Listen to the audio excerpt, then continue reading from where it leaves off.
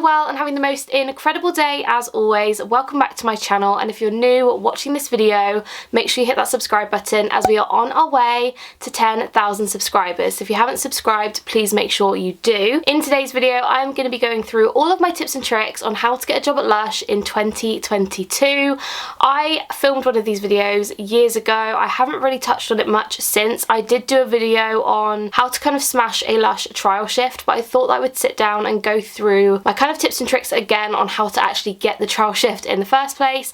And there's a few trial shift tips in this video as well. So if you are looking to get a job at LUSH and you want to apply, this is the video for you. So without further ado, we are going to dive right in. Grab yourselves a snack, a coffee, a tea, anything like that, and let's dive into the video. So I'm going to try and go through these in order of relevance. So tip number one is to go into the LUSH store which you want to apply to and get them to recognise your face. And what I mean by that is go in the store when you can, when you're in town or anything like that. Have a little browse around, talk to the staff and kind of introduce yourself and get close to the staff. Not in a way where you're kind of manipulating it, if that makes sense. Do be genuine and be friendly, but it definitely gives you a little bit of a bonus because they know who you are, they know you love the company, and also you can learn a lot from them while you're in there anyway. So that is tip number one. Just get comfortable with the store you want to apply to, basically. So tip number two is in regards to your CV and your cover letter. Now,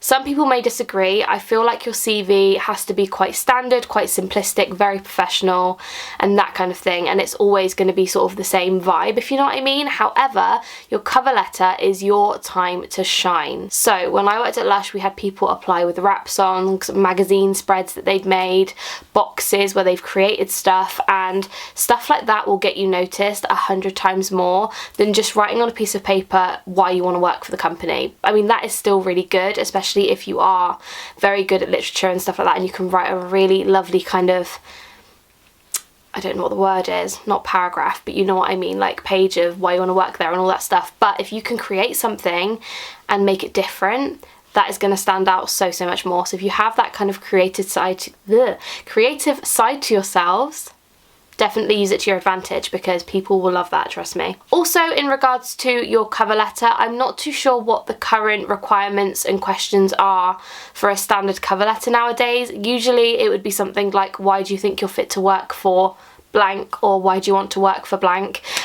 So personally, if I was going to be applying to LUSH again, I would mention things like the ethics. What is it about LUSH that LUSH do that's different to other companies that you really love? And also mention things like the campaigns that they've done, the charities that they've helped. Really do a bit of research into that kind of thing and mention it, because that will stand out so much. And also obviously mention your favourite products. Now, I personally would not mention things like Snow Fairy and bath bombs because they're very vague and everybody loves those.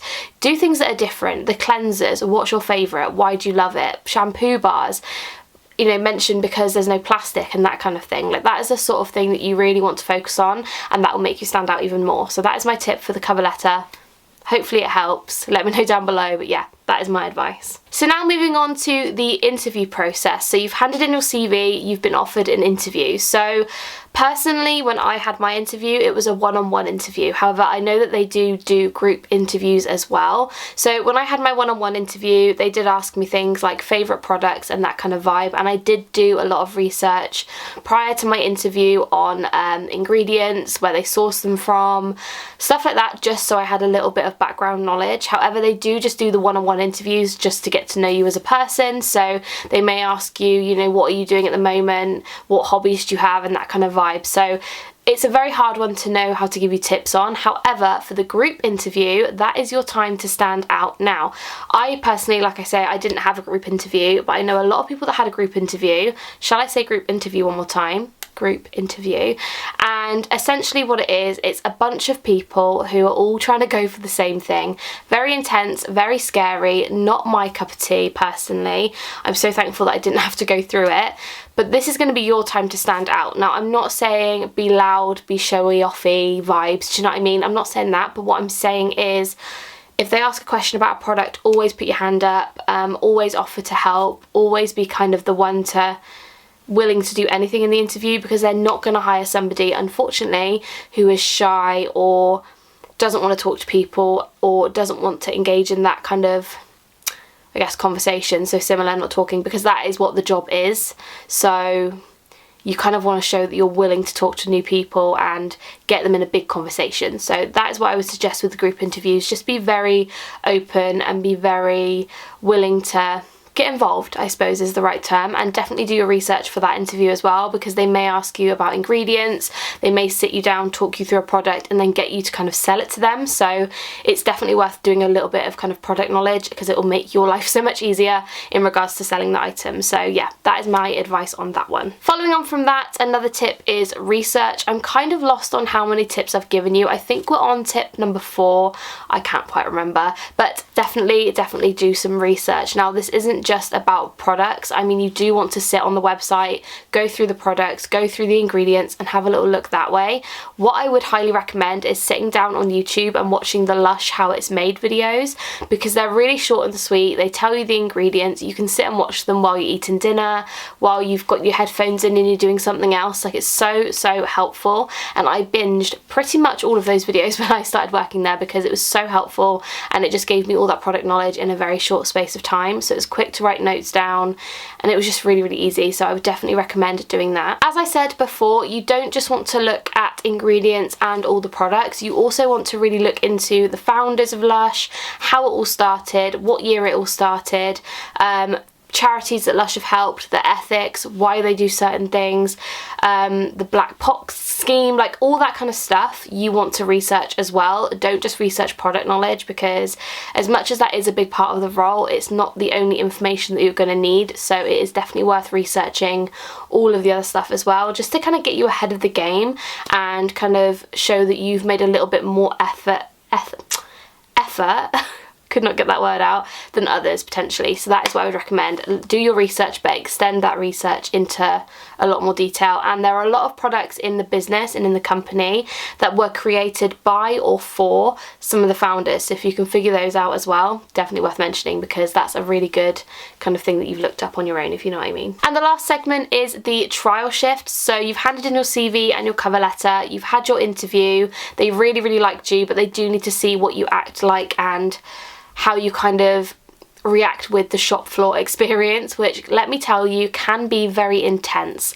However, it is definitely manageable. Once you kind of get used to it, it's a very easy thing to do, and you just become a much more of an open person from working there. So it's definitely something to just see it as a positive, in my opinion. So a few quick tips on the trial shift. The first one is to act like you belong. Do not tell customers that you're on a trial shift. You need to act like you have been working there for a very long time, have that confidence, and if the customer says to the management like, oh, that staff member was really helpful, that is what you want, because that is what they're looking for. So don't tell them you're on a trial shift, be confident, act like you know exactly what you're doing, and that is what they are really gonna appreciate when watching you kind of do your trial. So, and another tip with the trial shifts is to demo as much as possible. Now, when I went in for mine, they showed me all the kind of demo stations, what I could demo, what I couldn't demo, and that kind of thing.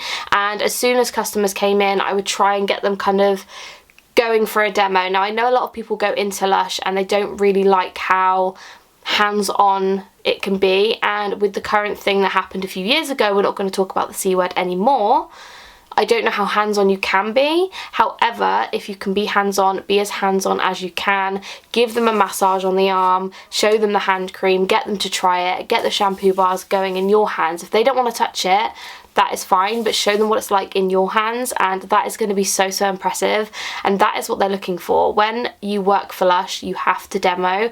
That is the kind of one of the selling features of LUSH anyway, is that you can go into a LUSH store and try all the products before you buy them, and that is what they're going to look for. So demo as much as you can, talk to as many people as possible.